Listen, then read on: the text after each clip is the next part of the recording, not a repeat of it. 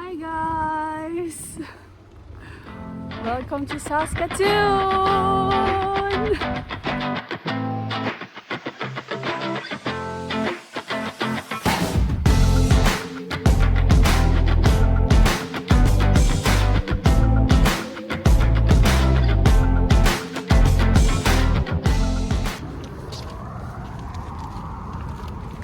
Guess who just passed the SGI driving test?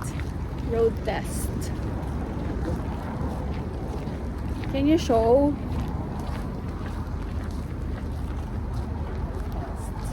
Yan. So guys, nandito kami sa SGI. Pauwi na kami.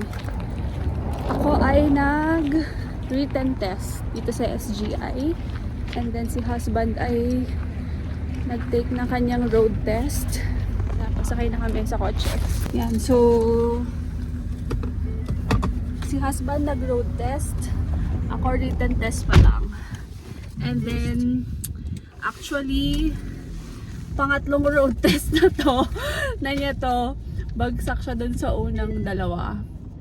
But yeah, we got it ng pangatlo. Yay!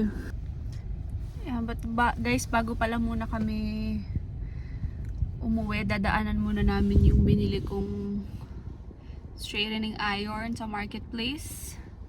So, di ba kasi na-mention nga namin na uso dito yung mga bili-bili lang sa marketplace ng mga peel-off. Kasi honestly, yung mga binibenta naman nila dito is okay na okay pa eh.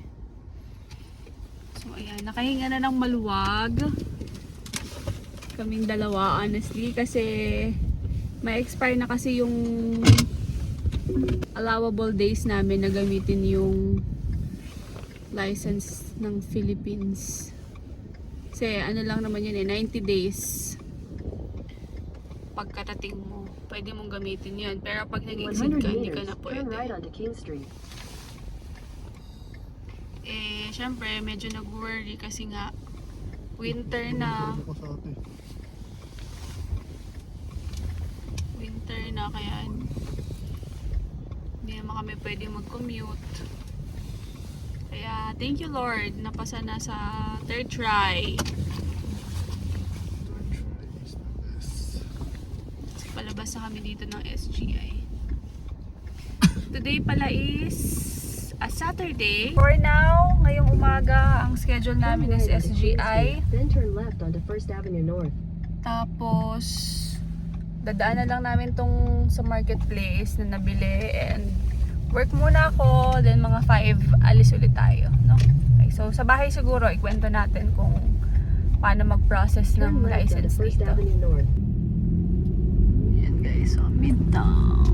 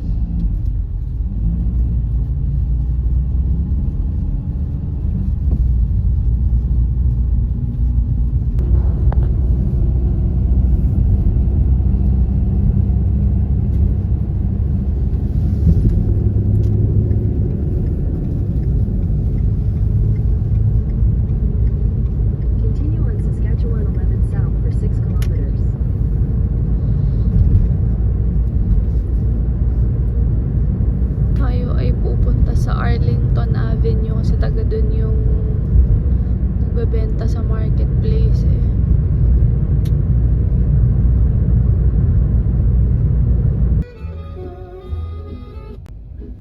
So hi guys, nakuha ko na yung binili ko dito sa seller. And tingnan nyo, maayos pa siya. It's just $20. Tapos bago pa siya. Parang hindi nagamit kahit minsan, oh. Tingnan nyo. So yan, ang mga ang brand Infinity Pro. Parang nakikita ko kasi to sa Baikonur, sa Walmart, saka sa Shoppers. Kaya Nung nakita ko may nagbebenta, edi binili na natin. So, goodbye! Hi guys! So, today is December 15 na. So, sorry kasi hindi ko natuloy yung vlog kahapon. We are going to the church na today. And I figured na ituloy yung conversation natin kahapon. Wherein, nakapasa nga si husband sa kanyang road test. So yan nga guys, ang pagkuha ng license dito sa Canada is very similar lang din sa Philippines. You have to first take the written test muna. Then after is, kailangan mo na mag-book ng road test. So everything has to happen within 90 days para hindi ka mag-back from scratch. Yun lang yung alam namin. Hindi namin alam kung may ibang ways, kung anong mangyayari kapag hindi mo siya na kuha within 90 days. But kasi nag-aim nga kami na makuha na siya para hindi kami magkaroon ng problem and makakontinue kaming makagamit ng kotse lalo na ngayong winter kasi medyo na problema nga kami the past few weeks na what if hindi pa rin maayos yung driver's license kasi guys just a bit of context, medyo mahirap ang road test dito sa Canada. Si JK has been driving for many years na in the Philippines. Since 2016. So, mga 8 years. 8 years na siyang driving. And I can say na he's pretty experienced na maraming road conditions na siyang na pagdaanan. Nalibot na niya buong Cavite. And back and forth sa Manila. So, I can say na experienced driver siya. I couldn't say the same for myself. So, I also drive din kasi sa Philippines, but not so much na. Nitong nagpakasal kami. So, mga 1 year na akong hindi nagda-drive when we got here. But, ang naging game plan naman din talaga sa pagkuha ng dito is at least kahit isa man lang sa amin is may driver's license. Hindi rin naman kasi makakadrive parehas. I mean, isa lang naman yung kotse namin, no? Hindi ganun kalaki yung demand for me to get one. But I'm also in the process of getting my driver's license. So, kahapon, di ba, nakapasa si JK sa road test niya. Pangatlong road test niya yun, guys. The first two, he failed. Dito kasi, ang mangyayari sa road test is sasakay sa kotse mo yung ang tawag din, examiner, and then i-assess ka niya and gigradean ka niya, and hindi pala gigradean, actually i-demerit ka niya for every wrong action na gagawin mo while you are driving. So very strict sila. Is Passing. For you to pass, kailangan 9 demerit points ka lang. So which is yung mga minor mistakes, 2 points. So pag nakalima kang minor na mistake, fail ka na. Kasi 5 minor mistakes, edi 10 points na, so mataglag ka na. So ang kailangan mo is 0 to 9 demerit points para makapasa ka ng road test. So ganun siya. Ayun. Nood na lang kayo guys ng mga ibang vlogs kasi marami din naman especially dito sa Saskatoon meron din mga vlogs na umiikot sa usual route ng mga dito, ng mga road test. So ganun siya. Meron akong office mate na naka 4 hanggang 4 nga yung husband niya before nakuha yung license. However, yung office mate kong babae, 1 try lang siya sa road test niya kasi ang ginawa niya is nag-enroll siya ng hindi naman nag-enroll, parang nag-avail siya ng 1-hour session with instructor. So, nagbayad siya. So, I guess it would help and I'm thinking of doing the same. Right now, we're just very happy na at least kahit si husband muna, no. Meron din akong isang friend, no, na nag-road test siya. Dito kasi guys, they can, may right sila to say na, okay, after nung road test mo, medyo hindi maganda yung assessment sa'yo. So, you have to take a few lessons. Ang tawag yata dun is 6x6. 6 hours classroom setting and then 6 hours na road test. I mean, road, parang sessions na nasa road na nagda-drive ka talaga, no? And sabi niya, it's $800 for that lesson. 12-hour lesson in total. Which goes to prove na very strict sila dito when it comes to driving. They really follow the signs. And at least yung at least during the road test, kasi hindi naman sa marami rin talagang pasaway na driver na at least ako personally, mga na-encounter ko during road test pa, yung mga pasaway din na driver na kaya rin nagiging komplikado yung road test kasi nga may mga drivers na hindi din naman talagang sumusunod sa traffic rules, may pailan-ilan.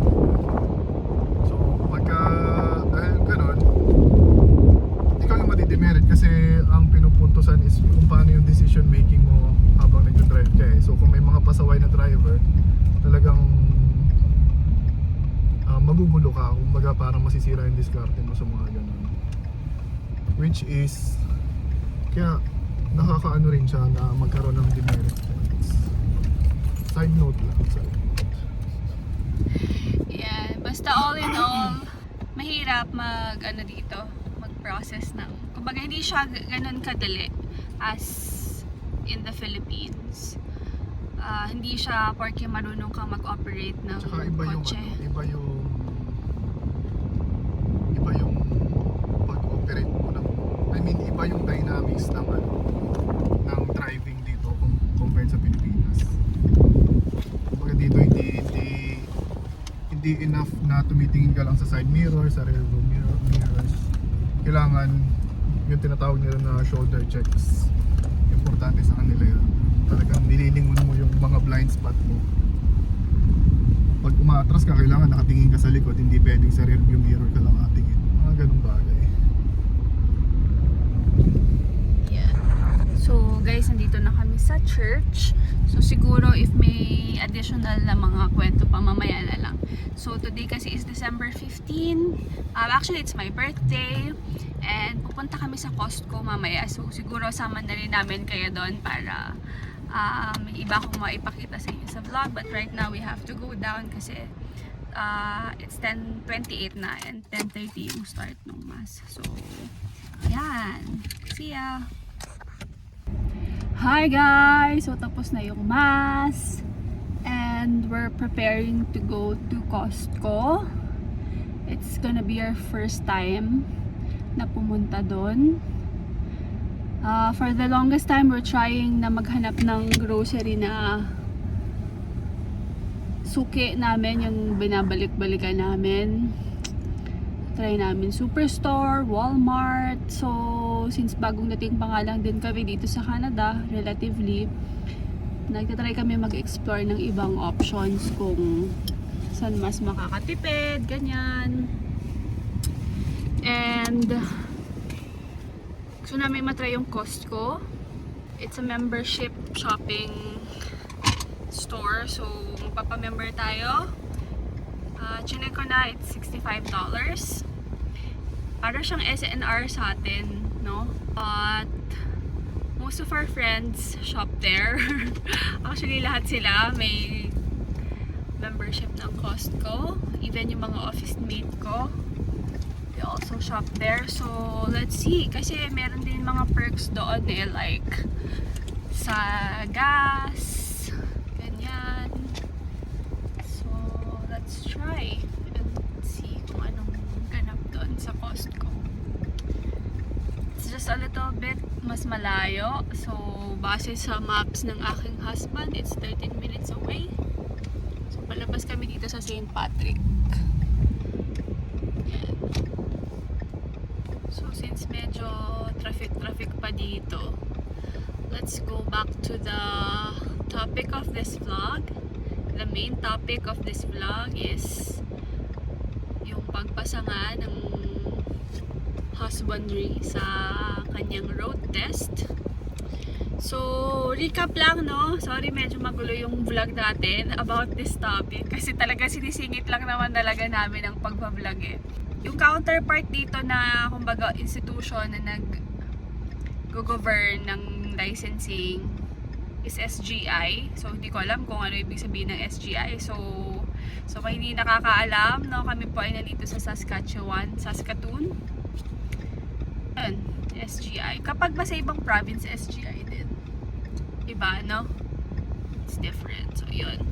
So, yun. Bago ka ang pagpaprocess, kailangan magbook ka muna ng written exam. So, that's kahapon, nag-written exam ako. It's $25. And 20 items siya sa rules. And then 30 items sa road science. So, all in all, it's 50. So, computer ano naman siya. Computer exam naman siya. And then, after mo mag-written exam, pwede ka na mag-book ng road test. So, ako dapat kahapon is, pwede na rin naman ako mag-book ng road test. But, di pa kasi ako sure kung anong discarte ang gusto kong gawin. Kasi, knowing na mahirap siya, di ba? Kita nyo naman, naka 3 attempts si JK bago siya successful. So, ano kasi tinatry kong i-weigh kung kaya ko yung stress level na isabay sa mga ibang ginagawa ko. Kasi of course, yung work ko naman kasi is demanding din eh. Yung Mondays to Fridays ko. Actually, pati Saturday, half day ako pag Saturday. So, tinatry ko pang tansyahin yung sarili ko if kaya ko siya.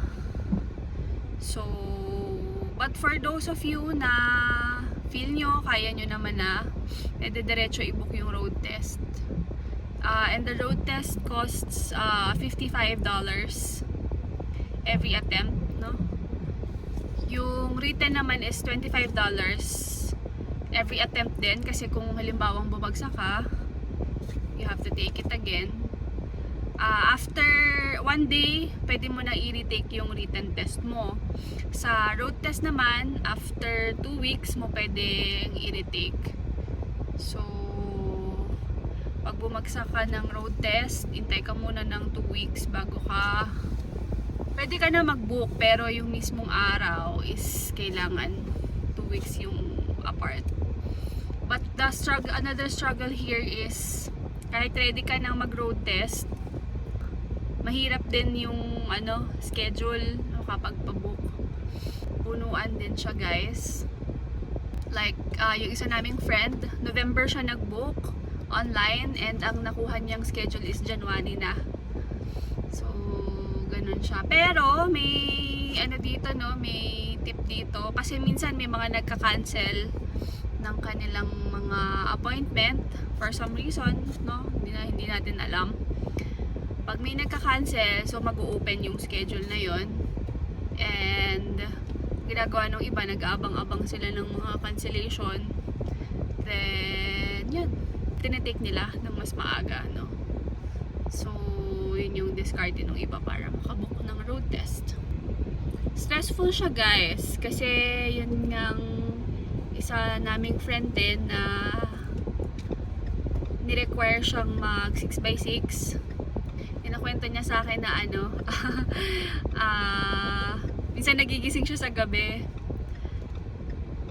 and naalala niya, no? So, it can be that taxing. Kaya, tinatansya ko pa yung sarili ko if kaya ko yun. Kasi nga, share ko lang din, no, dun sa nung nag-take ako ng written exam. Di, syempre, hindi muna ako umalis kasi iniintay ko siya eh. Nung nakapasa na ako. Tapos, may biglang dumating na dalawang babae. Canadian yata sila. Tapos parang yung isa is galing sa labas. Siguro nag-road test siya. Then, basta ang nakita ko lang na eksena is nagyapusan sila. Nagyakapan sila na parang tumatalon-talon pa, ganun. So, I'm guessing na nakapasa siguro kasi yung isang girl and sobrang masaya sila. So, ganun ka-big deal yung dito guys, no? Yung pagpasa sa road test. It requires effort and pag-aalot ng time.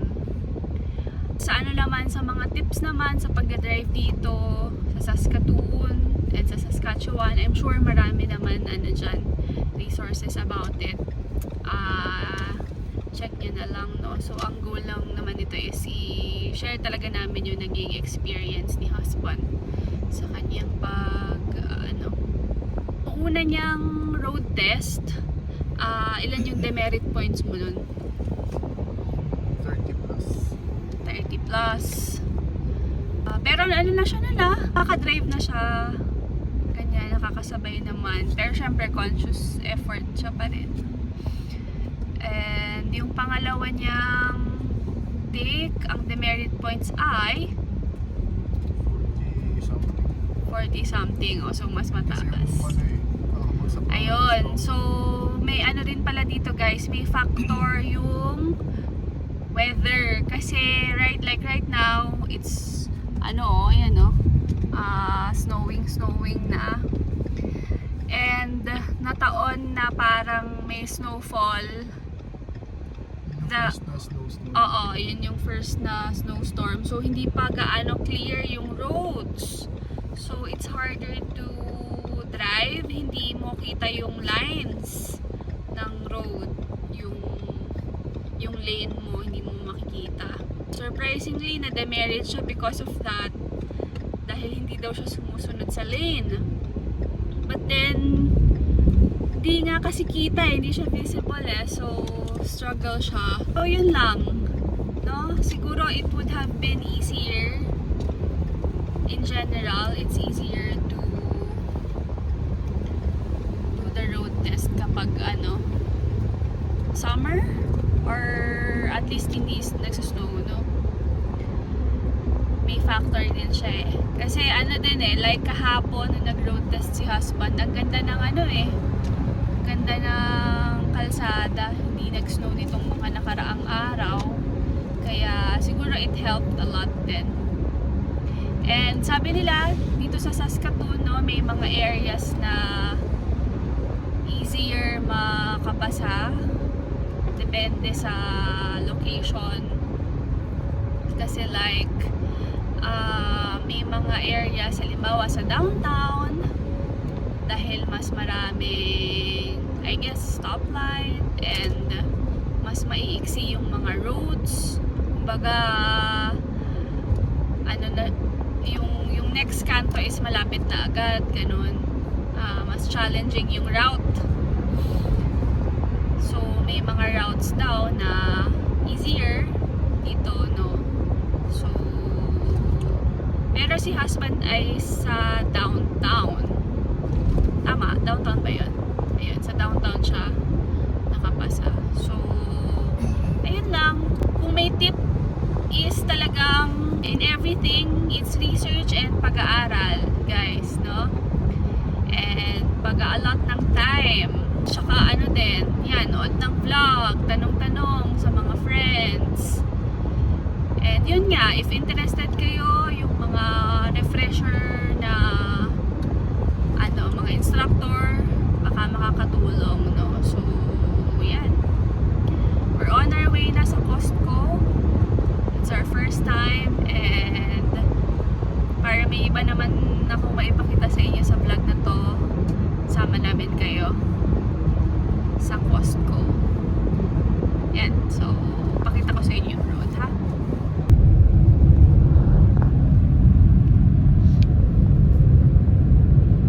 Yan. Sabi naman nung office mate ko, guys, yung Pike Lake is maganda siya pag summer. So, siguro balikan natin yun kapag summer na kasi it's a camping site din. So, tignan natin.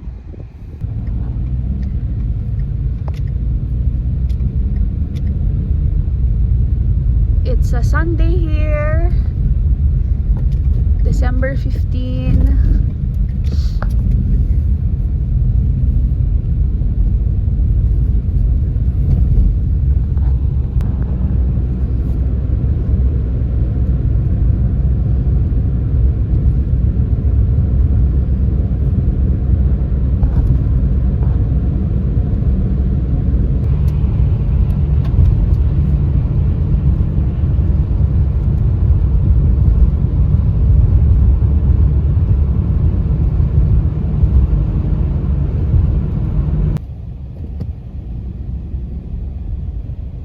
Ayan guys, so ang daming tao.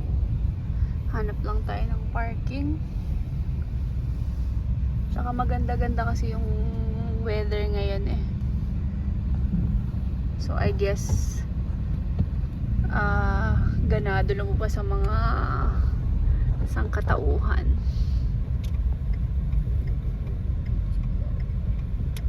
Alright, we're here, going down. Listahan naman ako ng bibilin eh.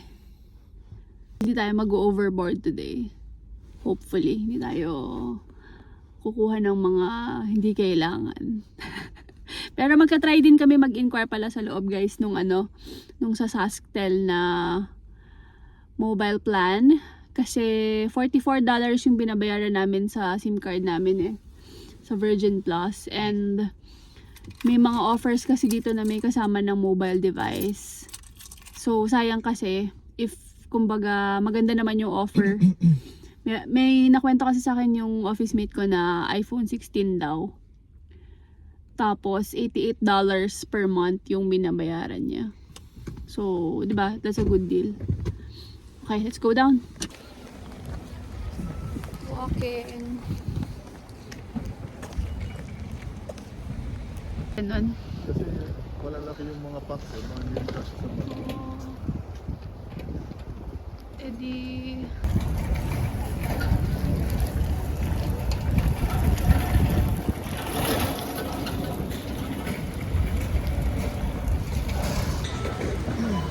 we're done. May ngiting tagumpay dito. Look at this. we bought apples. We bought apples. Guys, ayan oh. Tabig. Kanina kasi hindi naman sobrang lamig. Hi guys, so again, hindi na naman kami nakapag-video doon sa loob ng Costco kasi sobrang daming tao. It's a Sunday kasi tapos yun nga kasi nag-membership pa kami. Nag-lunch kami tapos ang budulan na nangyari ngayong araw. Meron kaming kinuhang SIM card lang dito sa Canada. Nung pagdating namin, sa Dollarama kami bumili ng SIM card. Sa Virgin Plus, it's $44. So parang medyo nang hinayang kami kasi may mga plans kasi dito sa Canada na mura naman. Kumbaga, onti na lang idadagdag mo, may device ka na. Yung plan na nakuha ko, tsaka meron silang $20 discount for newcomer. Ano ba? Meron siyang new to Canada credit, parang ganun. Na $20. So, bale, yung isang phone na nakuha namin na iPhone 16, ang monthly niya is 77.28. Tapos yung isang plan is parang mga nasa 50 something lang. Si iPhone 15. Yung iPhone 15. Ayun. So, feeling namin, good deal siya. Kasi yung kinukwento nga nung office mate ko, yung iPhone 16 ay $88. O in-offer sa akin ay ano lang, 77, di ba? So, mas mura yung sa akin ng $10. Ayan, so, budulan nangyari today. Okay lang kasi, ano naman kasama siya. Naghanap lang talaga kami ng good deal. Ano naman yan kasama sa strategy na prepaid muna kami tapos not until may makuha kami magandang offer. Yan. So nasa Sastel na kami, hindi na kami Virgin Plus. Tas ano naman, sa grocery naman nakaka-control na kami ng ano, alam na namin kung ano yung consumption namin, kaya ang napamili namin ngayon is $180 lang sa grocery. Pero ano, meron kaming hindi nabili dito, itlog at saka cheese. So yun guys, uuwi na kami. Head west, then turn left. Kasi masyado tayo maraming gastos, kaya kailangan nating umuwi. Yan lang.